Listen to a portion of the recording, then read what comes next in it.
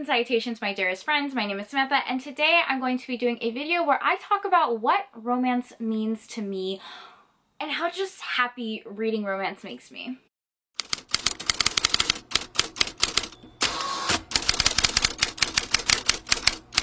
Hi, hello, how are you? Welcome or welcome back to my channel. We have a little bit of a haircut.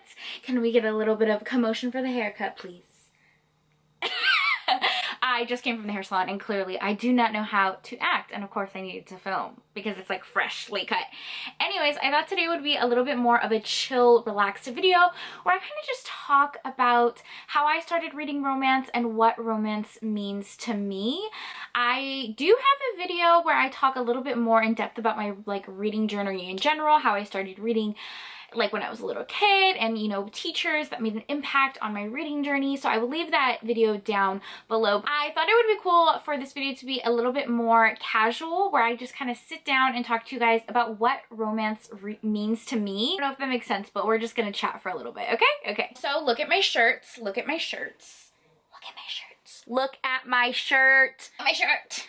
Look at it. Look at it. It says, oh, I've read the classics.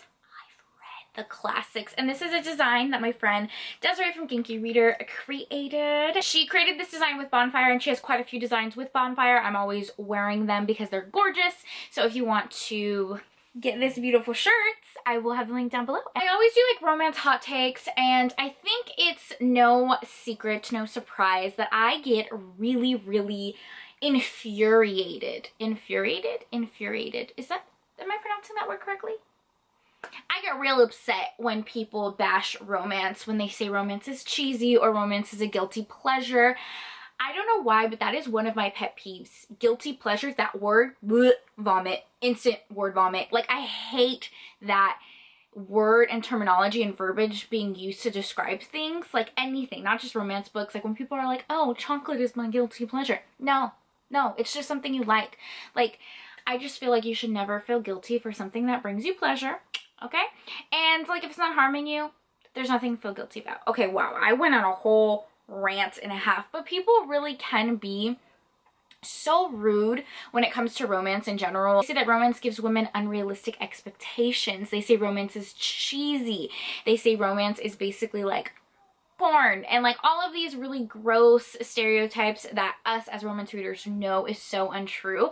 So I kind of just wanted to break that all down, break down the stigma, and just talk about what romance means to me. Now, in general, I always say it's just books. It's really not that deep. But reading is a huge part of my life. What I do as a hobby. I have made so many friends through social media because of it. Some of my best friends, some of the people that I talk to every single day, I have met through reading romance books, which is actually so crazy. I struggle a lot with social anxiety and depression. I have been very open about that on my channel, how I have endometriosis. If you don't know what that is, it is a form of kind of a chronic illness. A lot of people like to describe it as a painful period, but it really is so much more than just abdominal pain during that time of the month. It really is just extreme nausea and violent throwing up for the majority of the month, and a lot of abdominal pain. So because my physical health kind of fluctuates up and down, I tend to have depressive episodes because of it. And the one thing that can make me smile, the one thing that can really pull me out of that deep, dark space is romance books. Romance books are the one thing for me where it is an escape to reality. I read romance books truly as an escapism type of aspect. I love, the more wild it is, the more I love it, because I'm really allowed to focus on the story, and it takes me out of my own headspace because I can spiral. I can sit and spiral and think about all of the responsibilities, all the bills that I need to pay, all the work that I need to do, the pain that I'm feeling, everything. I can just spiral into this really deep, dark place. But romance books don't allow me to do that. They almost quiet the noise, if that makes sense, and allow me to just enjoy life and find happiness in really small things. There's something that allows me to unwind. I do work like a customer service job 8 hours a day where I'm in front of people, talking to people, and sometimes that can be pretty exhausting when you're serving other people and feeling like you're not serving yourself. So at the end of the day, taking a bubble bath and 20 minutes to read a romance book, that's my version of like self-love, self-care, and it allows me to just focus on myself and do something that makes me happy. This is my time, you know what I mean? So yeah, romance books are the thing that allows me to unwind at the end of the day, the thing that helps calm my anxiety and just makes me generally more happy. And I love that. That's why I'm a romance reader, and I just think that's so freaking important. I posted a TikTok where I said whenever people try to trash the romance genre, I can't help but remind them that reading romance was an escape for me, and some days it was the only thing that kept me together. And there were so many comments on that video that said the very same thing. Someone said, same, I saw one book talk and it saved me from a dark place, and now I have all of these characters and places that are my safe spaces. Yes, safe spaces. That's such a good way to describe it. Someone says that's how they feel about a particular series, the ACOTAR series. It's one of their favorite series. They said they picked up that first book when their entire life was falling apart, and like that helped them get through that. Someone said that it was an escape, a hobby, a joy, a career, and a purpose. Oh my gosh, I love that. Someone said that it got them through being a doctor in the middle of a pandemic. Wow, that is just amazing. Someone else said that it got them through grad school in a foreign country during the pandemic. I know a lot of people leaned into romance during the pandemic. Oh yeah, I think there are so many people where romance has touched them, and though it can seem like such a small thing, it is so important for people to find that safe space. So I don't know, when people criticize it, I always just get so upset because like, do they even realize the impact that it's having on so many individuals? I don't know. Another reason that I am a romance reader is because I am a hopeless romantic. I really am. I'm a hopeless romantic. I definitely believe in soulmates. I love romance. I love happy endings. I love love. Although, which is so funny that I am like a hopeless romantic, but I actually don't have any desire to like get married and have kids. That's a whole other weird conversation.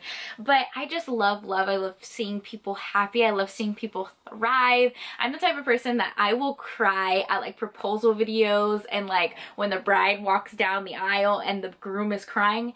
And it's, even if I don't know these freaking people and I see them on Instagram, I will start crying because I just love love. Yeah, so I'm a hopeless romantic. That's another reason why I read romance. Another reason I think it is so important to read romance is because I think it is incredibly important for representation and for people to see themselves in literature, for people to... This is why diversity is so important within romance books, diversity with cultures and disabilities and everything, to be completely honest. For example, like a movie. To see an actor or an actress on a big screen on a big movie that looks like you, that's empowering. And it's the same thing to kind of see that in a romance book, to see someone that you relate with get their happily ever after and be the main character of their own story. So empowering, the best feeling in the world. I remember feeling this for the very first time when I started reading romance again. It's one of my favorite books. I'm just kind of referencing it. This is Sugar Daddy by Lisa Kleypas.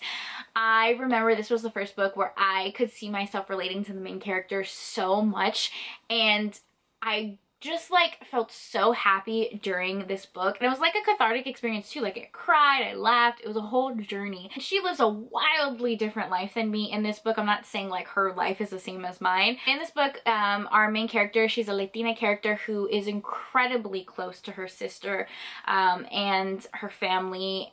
Her and her sister had like this super special bond that I just feel like me and my younger sister have, and it was just so, I don't know, it was just so beautiful to read this book. This is a love triangle, by the way. Like I said, the actual romance is nothing like my life. Main character Liberty in this book though, I just related to her so much, like her personality, like I loved it, and to see like her get her happily ever after, it was just beautiful, and I cherish this book. I think that's why like a lot of people like the second book in this book and they don't like this book as much, but because I love our character so much, it's just like inherently one of my favorite books ever. I don't know, this was like a little bit more of a chatty video of why I'm a romance reader. If you guys create romance content or any bookish content, I implore you to do this. Maybe leave a comment down below or film your own video as to why you're a romance reader and what romance means to you. I think that would be really fun to just chat about that. So I hope you guys enjoyed this video. Thank you so much for taking time out of your day to spend time with me. It means the world to me. I hope you guys are all staying happy and healthy, and I'll see you in the next video. Bye!